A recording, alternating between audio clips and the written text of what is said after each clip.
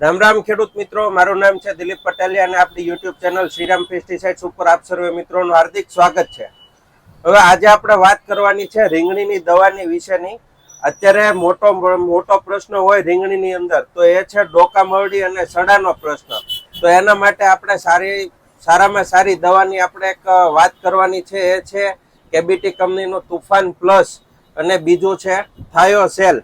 આ બંને દવાની આજે આપણે ચર્ચા કરવાની છે. આ બંને વિશે આપણે વાત કરવાની છે. તો આની અંદર આવશે ઇમામેક્ટિન બેન્ઝોએટ 1.9% EC અને આના અંદર આવશે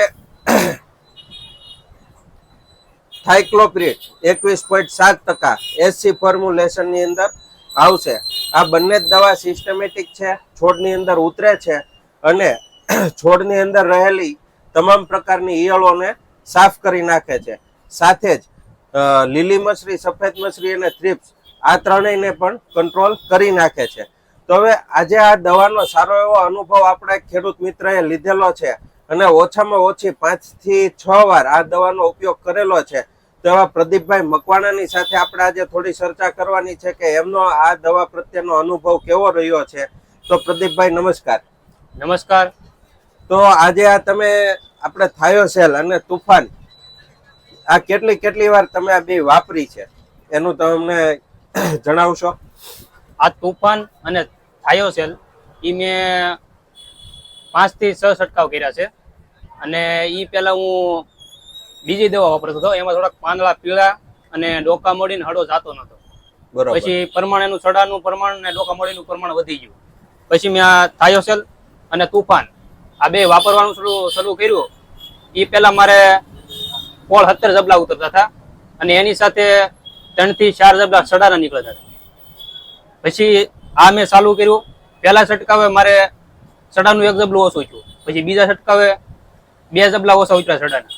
પછી 1 જબલા. એવી રીતના સડાનું પ્રમાણ મારે ઓછું થઈ ગયું અને જે રીંગણાના જે જબલા છે એ વધારે ઉતરવા મળ્યા. એટલે અત્યારે ટૂંકમાં કહી શકાય કે ઉત્પાદન તમને સારામાં સારું આના અંદર મળ્યું.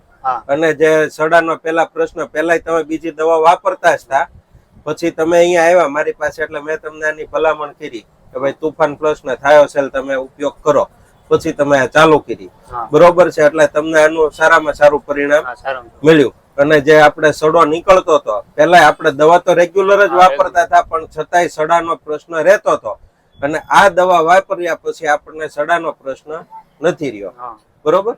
હવે બીજી વસ્તુ કે આ તમે 5 થી 6 હપ્તાના તમે રેગ્યુલર વાપર્યા છે અને અત્યારે તમે પાછી આ તમે 2 હપ્તાની દવા મારી પાસે લેવા આવ્યા છો.